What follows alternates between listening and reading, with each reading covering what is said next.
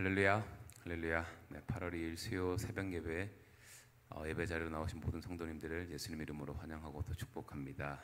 이 세상 천지 만물을 창조하시고 주관하신 하나님께서 이 시간 우리 예배를 기뻐 받아 주시고 또 우리의 인생을 주관해 주시고 가장 선하고 완전한 길로 인도해 주심을 믿습니다. 아멘. 이 시간 우리 영광의 주님을 함께 박수로 찬양하며 나가기 원합니다.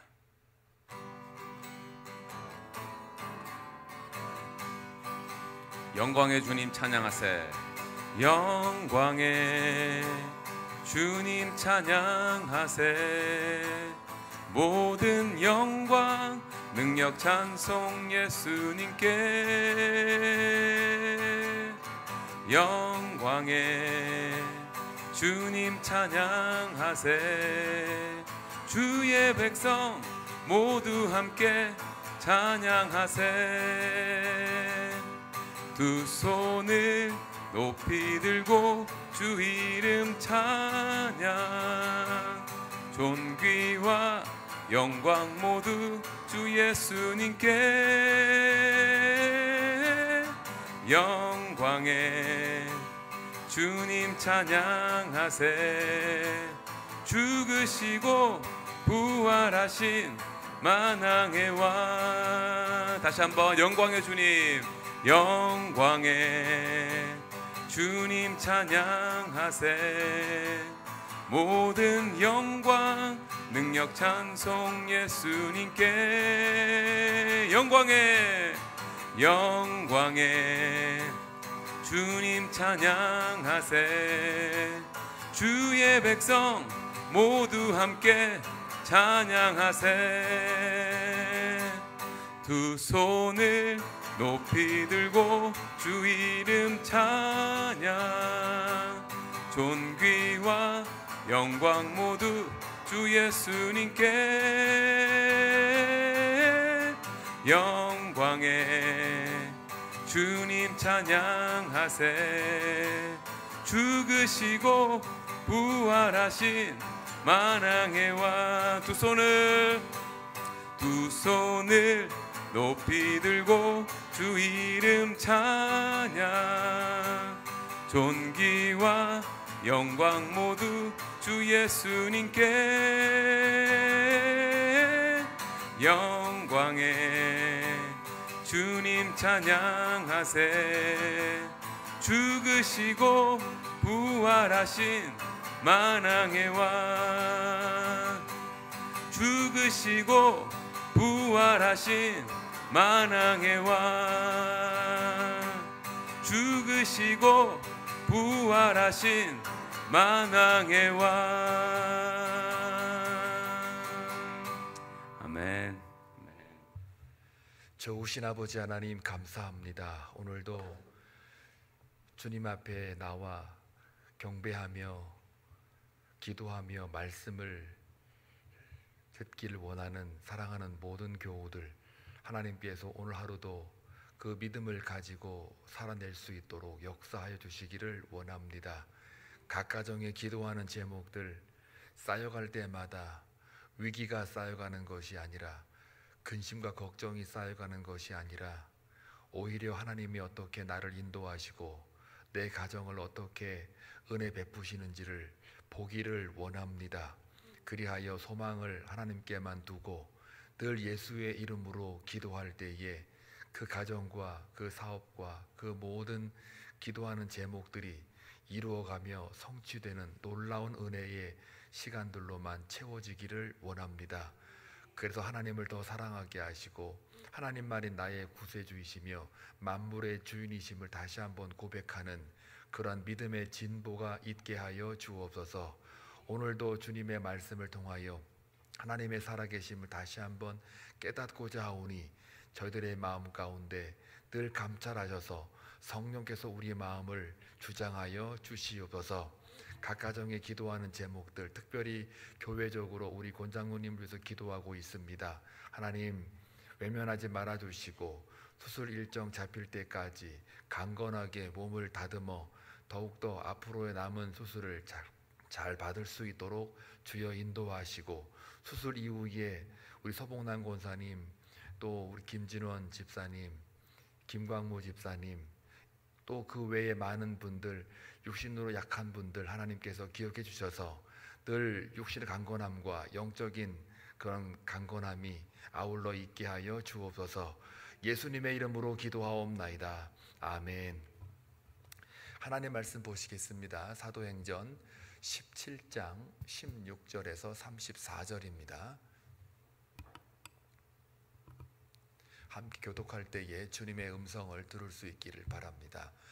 바울이 아덴에서 그들을 기다리다가 그 성에 우상이 가득한 것을 보고 마음에 격분하여 회당에서는 유대인과 경건한 사람들과 또 장터에서는 날마다 만나는 사람들과 변론하니 어떤 에피쿠로스와 스토아 철학자들도 바울과 쟁론할세 어떤 사람은 이르되 이 말쟁이가 무슨 말을 하고자 하느냐 하고 어떤 사람은 이르되 이방 신들을 전하는 사람인가 보다 하니 이는 바울이 예수와 부활을 전하기 때문이로라.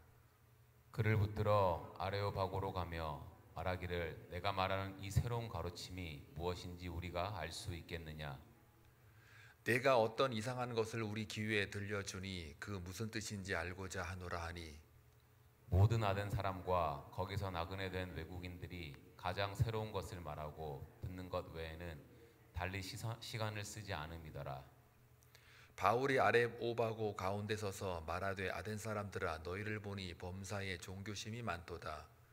내가 두루 다니며 너희가 위하는 것들을 보다가 알지 못하는 신에게라고 새긴 단도 보았으니 그런즉 너희가 알지도 못하고 위하는 그것을 내가 너희에게 알게 하리라. 우주와 그 가운데 있는 만물을 지으신 하나님께서는 천지의 주제시니 손으로 지은 전에 계시지 아니하고 또 무엇이 부족한 것처럼 사람의 손으로 섬김을 받으시는 것이 아니니 이는 만민에게 생명과 호흡과 만물을 친히 주시는 이심이라. 인류의 모든 족속을 한 혈통으로 만드사 온 땅에 살게 하시고 그들의 연대를 정하시며 거주의 경계를 한정하셨으니 이는 사람으로 혹 하나님을 더듬어 찾아 발견하게 하려 하심이로되 그는 우리 각 사람에게서 멀리 계시지 아니하도다. 우리가 그를 힘입어 살며 기동하며 존재하느니라.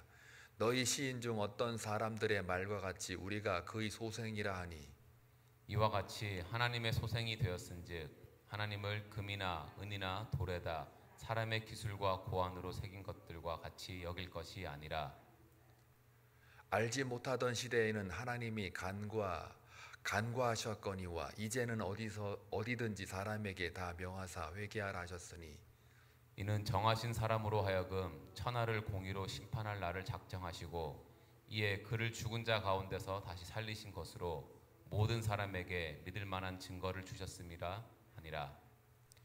그들이 죽은 자의 부활을 듣고 어떤 사람은 조롱도 하고 어떤 사람은 이 일에 대하여 내 말을 다시 듣겠다 하니 이에 바울이 그들 가운데서 떠나매 몇 사람이 그를 가까이 하여 믿으니 그 중에는 아레오바고 관리 디오누시오와 다말이라 하는 여자와 또 다른 사람들도 있었더라. 아멘. 오늘 말씀은 사실 시간적으로 굉장히 모자라는 그러한 본문입니다. 왜냐하면은 이것을 이해하기 위해서는 그 아테네의 그리스의 그 철학, 그러니까 그 당시에 그 에피쿠로스, 스토아 학파가 두 개가 언급이 되어 있잖아요, 본문에도.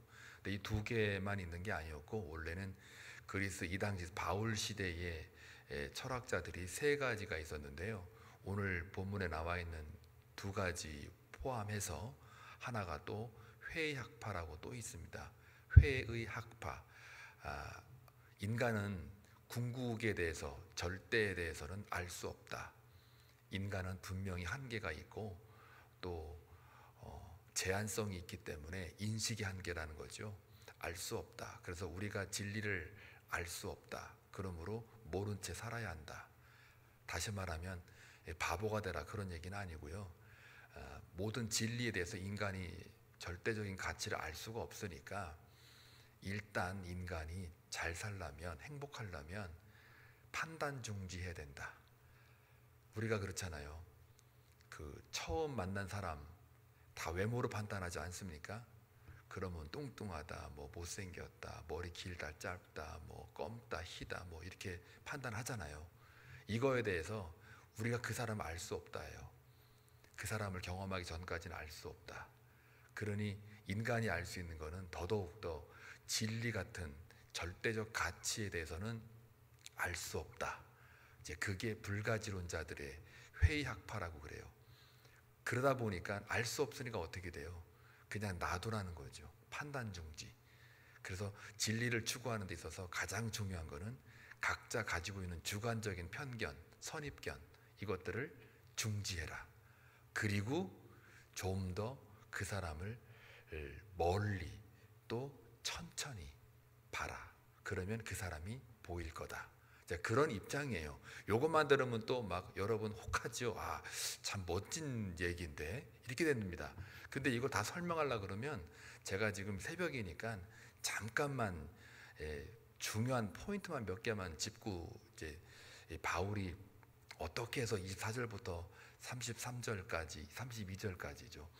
하나님에 대해서 설명을 왜 그렇게 했는가를 또 우리 여러분들이 알아야 되는데요.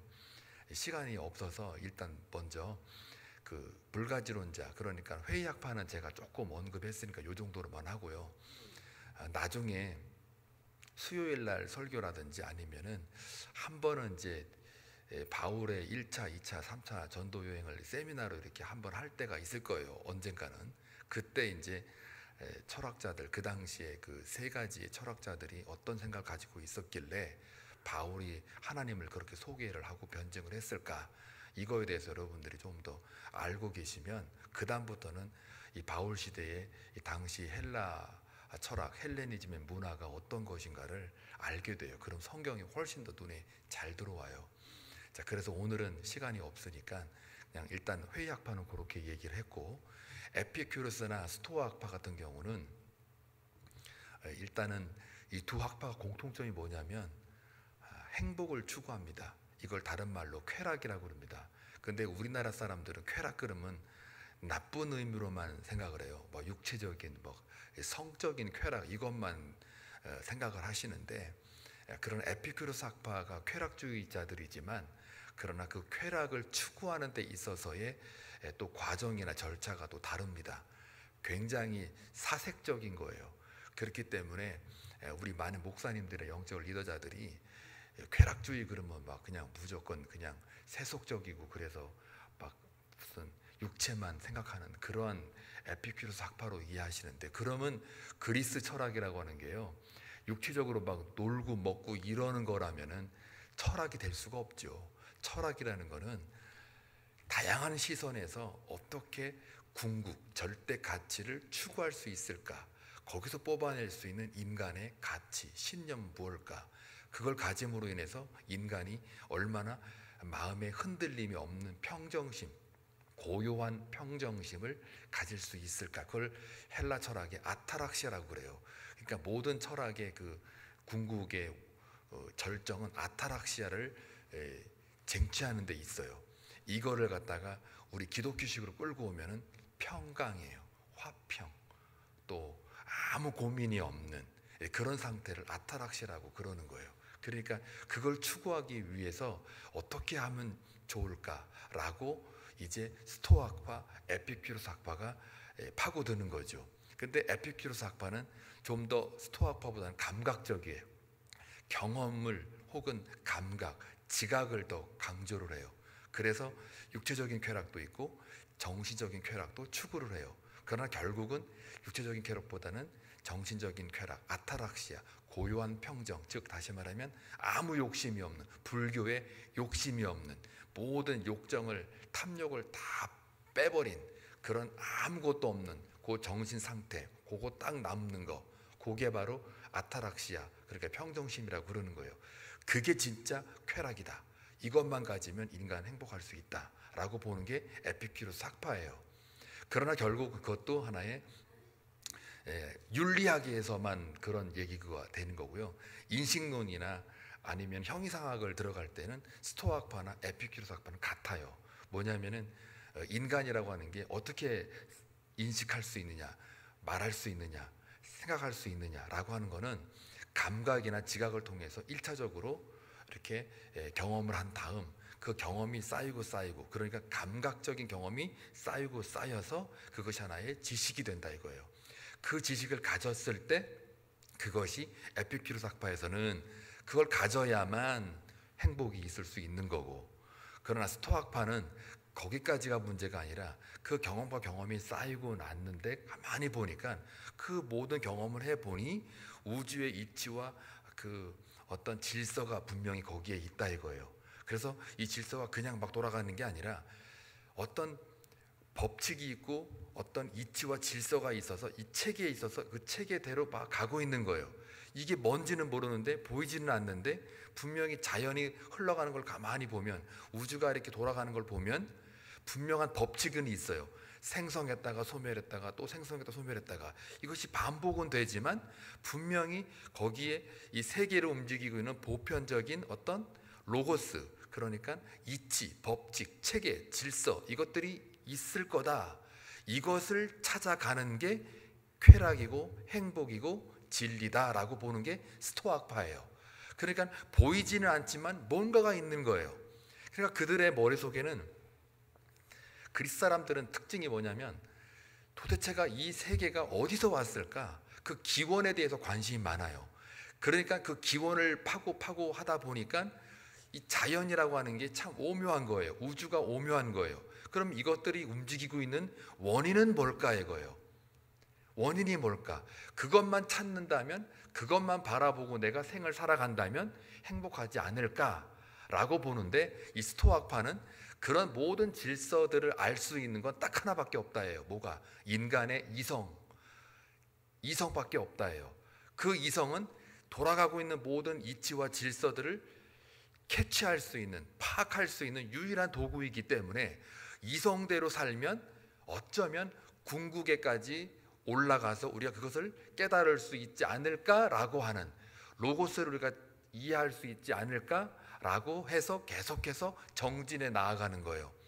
그러니까 로고스라고 하는 거는, 그래서 그리스 사람들에게 있어서는 모든 우주 만물에 흐르게 하는, 움직이게 하는 원동력이 되는 거예요. 그게 절대 가치고 절대 신념이고, 그게 보이진 않지만 그게 하나의 진리의 길인 거죠. 그거를 기독교로 끌고 오면요, 그게 하나님인 거예요. 도교로 끌고 오면 그게 도예요. 그리고 그 이치가 있다고 하지만, 그러나 내 마음이 불안하고 고독하고 외롭고 또 내가 갖고 싶은 거 갖지 못하면 이게 무슨 행복이냐? 아무리 좋은 진리가 있어도 그걸 내가 갖지 못하면 무슨 소용이 있느냐? 결국은 내 문제 아니냐? 라고 하는 방향이 에피큐로스 학파 쪽이에요. 내가 즐겁지 않고 내가 행복하지 않으면 그게 무슨 소용이냐? 라고 하는 이 문제. 이게 약간 또 불교랑 비슷해요. 그러니까는 이거 설명하려면 너무 기니까, 하여간 스토아파는 절대 그 보편적 로고스가 있다라고 보는 관점, 그걸 추구하는 것이 행복이고 쾌락이다. 그것을 잡는 게 인간에게는 가장 중요한 가치요 행동 기준이다, 이렇게 보는 거고요. 에피큐로스는 그런 것들을 통해서 결국은 내가 얻어야 될 행복의 가치는 평정심이다. 아무 고민이 없는 그런 평정심이다. 정신적인 쾌락으로 올라가야 된다라고 주장하는 게 에피큐로스고요. 아니다, 인간들은 아무리 뛰어봤자, 인위적인 노력을 해봤자 결국 얻어내는 거는 다 고독이고 외로움일 뿐이니, 그리고 일단 궁극적인 절대 가치를 인식할 수 없는 게 인간이기 때문에, 한계가 있기 때문에 결국 모른다. 그러니 모든 걸 다 판단 중지하고 그냥 그 자리에 서서 있는 그대로 받아들이면 되지 않느냐라는 거예요. 이게 이제 하나의 뭐가 되냐면은, 판단 중지가 왜 이렇게 중요하냐면요, 예를 들면 제가 언젠가 예를 들은 게 있죠. 비가 막 뚜루루룩 내리잖아요. 똑같은 현상을 보는데도 그 비에 대해서 사람들이 판단할 수 있잖아요. 어떤 사람은 그날따라 실현당해가지고 비를 막 쪼록쪼록 맞고 나올 때, 그 비를 바라볼 때 그 비 현상에 대해서 뭐라 그래요? 너도 내 마음처럼 슬프구나 하고, 슬픔의 비, 저주의 비, 고독의 비, 외로움의 비로 이해를 하잖아요. 눈물로, 너도 저 눈물이 내 눈물이구나, 하늘도 울구나, 이렇게 비를 눈물로 평가를 한단 말이에요. 근데 똑같은 비가 내리는 그날 어떤 사람은 고백을 했는데 그 여인이 그 남자에게 당신을 사랑하겠소, 받아주겠소 이렇게 하니까 비가 막 폭풍을 쏟아져도 그게 축복의 비가 되는 거예요. 비야 너도 기쁘지? 막 이러면서 막 축복의 비가 되는 거예요. 같은 현상의 비가 있지만 어떤 사람에게는 축복이 되고 어떤 사람은 저주가 되고 어떤 사람은 화가 되고 복이 된단 말이에요. 어떤 사람은 슬픔이 되고 어떤 사람은 기쁨의 비로서의 정의를 한다 이 말이에요. 그러면은 그런 거에 대해서 판단 중지 하자는 거예요. 주관적인 경험이나 입장을 딱 내려놓고 비만 딱 보자 이거예요. 그러면 그 비가 보일 거다라고 하는 게 불가지론자 절대에 관련돼서는 알 수가 없으니 딱 인간의 모든 각자의 시선을 딱 멈추고 그 다음에 바라보자 이거예요. 다 지금 세계 학파가요 매력이 있어요 사실은. 그리고 이 세 가지가요 기독교의 진리 안에 다 들어 있어요 사실은. 이거를 설명하려니까 시간이 없는 거예요 사실은. 그러니까 요 세 가지는 어느 정도 키포인트만 여러분들이 알고 그 다음에 오늘 바울이 그렇게 믿는 사람들에게 지금 찾아가서 복음을 증거하고 있는 겁니다. 아덴에서. 근데 아덴에 가려고 하는 게 일부러 가는 게 아니고 쫓겨가다가 보니까 아덴까지 이른 거예요. 도망 나오다가 아덴에 이른 거예요. 그러니까 모든 이게 지금 2차 전도 여행이거든요. 모든 여행을 할 때마다 여행이 말이 좋아서 여행이지 이 전도하러 다니는 거잖아요. 노방전도죠 한마디로 얘기하면. 그런데 전도하러 다니는 그 와중에 모든 과정이 바울이 단 한 번이라도 내가 여기 가야지 하고 전략을 짜가지고 이렇게 막 그 연구해서 탐구해서 간 게 아니고 전부 다 복음 전하다가 핍박받으면은 사람들이 아이고 바울 선생님 빨리 피하십시오 하고 저쪽으로 피하라고. 그러면 또 그 처음에는 빌립보에 있다가 데살로니가로 갔다가 데살로니가에서 다시 또 핍박이 있으니까 베레아로 또 피신하고 베레아 와봤더니 또 아덴으로 가라가지고 또 혼자 아덴으로도 보내게 되고 이런 식인 거예요. 전부가 다. 빌립보도 마찬가지예요. 기도하러 이렇게 기도할 곳이 없나 이렇게 두리번 거리다가 그 내과인지 하여튼 우물인지 거기에 그 아낙네들이 빨래하고 있을 때 거기서 만난 게 루스드라네요. 그러니까는 그 사람 만나가지고 기도하러 가다가 기도하러 장소 찾다가 어쩌다가 전도, 어쩌다가 전도예요. 어쩌다가 또 아덴, 어쩌다가 뭡니까? 베레, 어쩌다가 데살로니가예요. 우리 교인들은 어쩌다가 복음 전하면 좋겠어요. 뭐 우연히 마켓 갔는데 전도, 또 뭐 아니면 그날따라 집에 갔는데 전도, 아니면 뭐 친지 만났는데 전도. 어쩌다가 그렇게 성령의 이끄심으로 바울처럼 그런 인생이 되었으면 좋겠어요. 근데 바울처럼 깜이 돼야지. 기도도 안 하는데 말씀도 안 보는데 예수와 그리스도라고 관념적으로만 이해하고 의지적으로만 이해하지 그게 진짜 내 삶의 실존으로 다가오지 않으면 그건 전도 못하는 거예요. 복음이라는 게 내 마음에 실존으로 다가와야 돼요. 이거 아니면 저 죽습니다. 이게 전부입니다 내 인생에라고 하는 이 복음의 어떤 결정적인 그 실존으로 다가와야만 전도가 되는 거죠. 왜 우리 많은 교회들이 전도 안 하느냐? 목사들도 포함해서 전부 모두가 다 전도에 대해서 왜 이렇게 소홀히 하느냐? 복음에 대한 그 어떤 중요성이 많이 퇴색됐기 때문에 그래요. 또 하나는 또 뭐냐면 천국 지옥의 무서움과 이런 어떤 기쁨이 아직 너무 희미해서 그래요.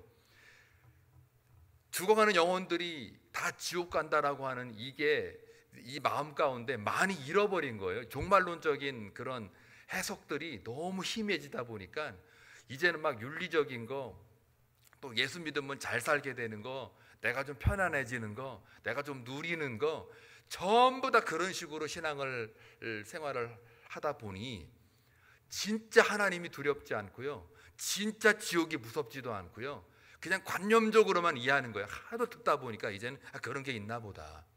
이러니까는 믿지 않는 영혼들에 대해서 불쌍히 여기지도 않는 거예요. 자기 자신도 잊어먹고 사는 거예요 그냥. 이러니까 복음이 전도가 안 되는 거예요.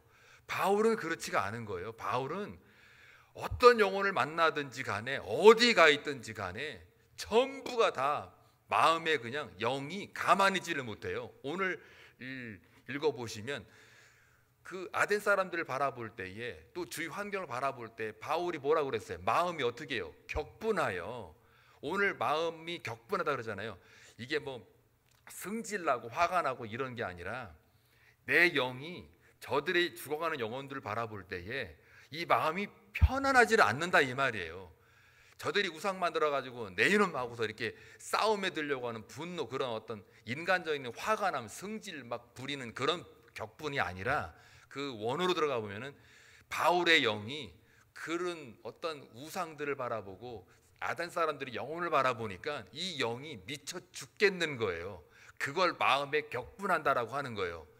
저와 여러분은 믿지 않는 영혼들이나 친지들이나 이웃들이나 아니면 다른 사람들 바라볼 때에 또 교회에 좀 등한시하고 잘 안 나오는 영혼들이 있을 때에 마음이 격분합니까? 없잖아요. 그냥 안 나오는가 보다. 걱정만 하잖아요. 이게 문제인 거예요. 이 바울이 그러니까 이 아덴 사람들, 아까 제가 세 가지 학파 얘기했잖아요. 그 사람들은 지혜로 따지면 세상적으로 굉장히 앞서 있는 사람들이에요.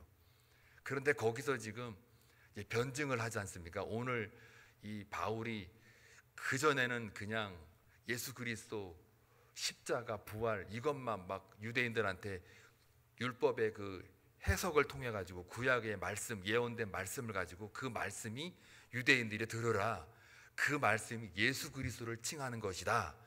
고난받는 종, 어제 말씀드린 바와 같이 이사야 53장을 회당에서 읽었다. 그러면은 그 말씀이 어떤 뜻이냐 라고 할 때 여기에 그가 누구냐, 메시아가 누구냐, 우리가 그렇게 기다리고 있던 그 사람이 누구냐, 바로 예수다 라고 하는 이런 입장에서 바울은 유대인들을 회당에서 변론하고 강론할 때에 전도하는 방법이 구약의 말씀을 가지고 해석함으로 인해서 문답식으로 대화해 가지고 유대인들을 설득시키고 복음을 증거했다 이 말이에요. 그런데 그런 방식으로 이 그리스 사람들은 구약을 모르니까 이제 이 사람들이 알고 있는 에피큐르스나 아니면 본문에 나와 있는 스토학파, 이 사람들이 알고 있는 지식이 로고스라는 거예요.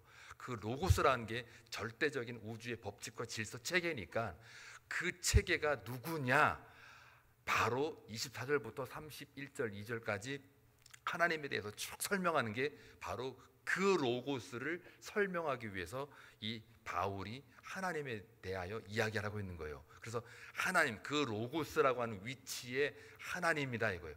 그 로고스가 만물을 만든 게 아니라 이치가 주어져 있는 거를 인간이 발견해서 터득해서 그걸 이성을 가지고 그걸 추구하면 그게 하나의 행복이고 진리인데, 그 모든 이치와 법칙을 만든 분이 있다. 그 사람이, 그 존재가 하나님이다. 그 하나님이 인간을 만드셨고 인간은 만물의 주인 아래에 있는 소생이다. 그렇기 때문에 인간이라고 하는 것은 어떤 보이지 않는 신을 내 맘대로 이 모양 저 모양 아니면 이 색깔 저 색깔 이렇게 만들어서 이게 신이다라고 상을 만들 수가 없다. 그건 다 우상이고 그건 잘못된 거다 라고 오늘 계속 설명하는 거예요. 하나님에 대한 그 로고스의 위치를 하나님으로 등장을 시켜서 하나님은 이 땅의 창조주요 만물의 주제시요 만물을 만드는 가운데 인간도 만들었고 그 인간이 하나님을 알만한 것들을 모든 이치를 속에 보여주고 알려주신, 그게 바로 너희들이 요구하는 그 로고스가 하나님이다라고 얘기를 하고 있는 거예요. 그러니 너희들이 지금 만들고 있는 여러 가지 이런 우상들, 상들, 스태츄, 이런 조각상들, 이런 것들이 단순히 예술이나 문화로 끝나는 게 아니라 바로 너희들의 그 종교심이 발현돼서 나온 하나의 모든 것들인데, 그래 너희들은 종교심이 참 많다 인정해 주마. 그러나 그 종교심이 뭐라고 그러냐면 귀신놀이 이런 게 아니라요, 바로 그 로고스를 지향하고 그걸 알기 위해서 여러 가지 토론을 벌이고 생각을 하고 서로 판단을 하면서도 중지하라고 서로 이렇게 얘기하는 그런 대화와 문화에 대한 그런 열정이 사로잡혀 있는 헬라 사람들에게, 그래 너희들 참 종교심이 많다, 절대자 궁극을 추구하는 그 노력 너무너무 좋다. 그런데 자 보자, 그게 뭔지 하고 설명한 것이 하나님에 대하여 9가지의 데피니션으로 오늘 24절부터 바울이 쭉쭉쭉 나열해 놓고 있는 거예요. 그렇게 해서 여러분들이 다시 오늘 본문을 읽으면 쏙쏙 들어옵니다. 자, 그런데 변증하는 건 좋아요. 그리고 선교라는 거는 수용자 입장에서, 현지인들의 입장에서 충분히 그들의 종교의 틀이나 인식의 틀을 가지고 내가 복음을 거기다가 넣는 거, 그걸 상황화라고 그래요. 복음의 상황화라고 그래요. 그거는 지금 현재 선교 전략 중에서도 아주 월등하고 바른 방법이라고 우리는 이해를 하고 있습니다. 그런데 정확한 상황화는 아니죠, 이 바울은. 그러나 상황화하려고 애를 쓴 그 변증의 노력들은 보여요. 이것도 하나의 선교의 하나의 모드이기도 하고 어떤 뭐라 그럴까요? 전략 중에 하나이긴 해요. 그런데 분명한 거는 이거에 대해서 자, 그럼 아덴에서의 그 바울의 선교는 성공이냐 실패냐 그랬을 때 성공이라기보다는 실패로 많이 사람들은 봅니다. 그런 학자들도 있고요. 아니다, 그래도 오늘 3, 4절에 보니까 두 사람 그리고 다른 사람이 또 복음을 듣지 않았느냐, 또 거기에 또 나중에는 먼 훗날 거기에 교회가 세워지지 않았느냐, 그래서 실패한 게 아니라 성공한 케이스다. 그런 문화의 그 종교나 철학의 배경을 둔 사회 속에서 그 정도면 성공한 거다, 이렇게 보는 경우도 있어요. 자, 그런데 중요한 건 뭐냐면 그건 성공이냐 실패냐 이거에 대해서는 학자들의 의견이 분분합니다. 그렇지만 중요한 건 뭐냐면요, 이걸 계기로, 아덴의 전도를 계기로 나중에 고린도 전후서를 쓸 때 바울이 뭐라고 고백하느냐면, 이제는 내가 다시는 이런 변증하지 않고, 그 다음에 뭐가 나와요? 예수 그리스도와 십자가만 전하겠노라 라고 선언을 해요. 그리고 그 이후에 벌어지는 바울의 전도 여행 가운데 훨씬 더 아덴에서보다 더 큰 교회, 그리고 더 큰 그런 양태적으로 전도가 활발하게 움직이고 많은 사람들이 그 예수를 믿게 되고 복음을 받아들이게 되는 놀라운 역사가 일어나는 것을 보게 되면, 결론은 변증하는 것도 상황하는 작업도 선교의 일환이기도 하지만 더 중요한 것은 예수 그리스도와 십자가, 살아있는 그 복음의 능력 때문에 이것이 전도가 이루어진다. 이것을 우리가 반드시 알아야 합니다. 그래서 17장에는 그 전도 여행의 장소 3군데가 나오죠. 데살로니가, 그리고 베레아, 그 다음에 아덴입니다. 이 3가지를 여러분들이 한번 비교를 해보시면 선교란 다양하게 이루어지는구나, 또 같은 복음을 전했는데도 다양하게 받아들이는구나, 누구는 거부하고 누구는 수용하고, 그럼에도 불구하고 장소가 다르고 같은 복음이지만 받아들이는 그 수용이 다 천차만별이지만, 그럼에도 불구하고 하나님의 복음은 여전히 바울을 통해서, 그리고 그 이후의 종교 개혁자들을 통해서, 그리고 오늘 이 시대에 저와 여러분을 통해서, 한빛 장로교를 통해서 이 지역사회의 복음은 끊임없이 중단 없이 이루어지고 있다라는 그 사실, 그거에 대해서 저와 여러분이 오늘 하루도 살아갈 때에 사명자로, 복음 전도자로 살아내는 그런 복된 하루가 되시길 주님의 이름으로 축원합니다. 기도합니다. 좋으신 아버지 하나님, 감사합니다. 바울의 전도 여행을 통해서 우리가 많이 배웁니다. 복음은 변함이 없습니다. 복음은 절대 진리입니다. 예수가 그리스도라는 것을 우리가 강하고 담대하게 믿음을 가지고 선포하는 하루가 되기를 원합니다. 데살로니가에서, 베레아에서, 아덴에서 각각 복음을 증거하지만 듣는 귀에 따라, 또 듣는 마음의 밭에 따라 다 천차만별입니다.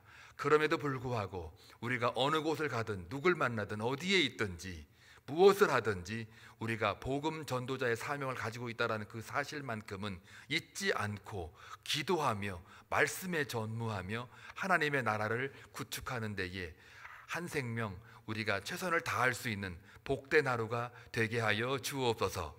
복음은 내가 전하는 것이지만 그러나 궁극적으로 열매를 맺게 하시는 분은 하나님이신 줄로 믿사오니, 그 하나님 믿고 나아가는 하루가 되게 하여 주옵소서. 예수님의 이름으로 기도하옵나이다. 아멘.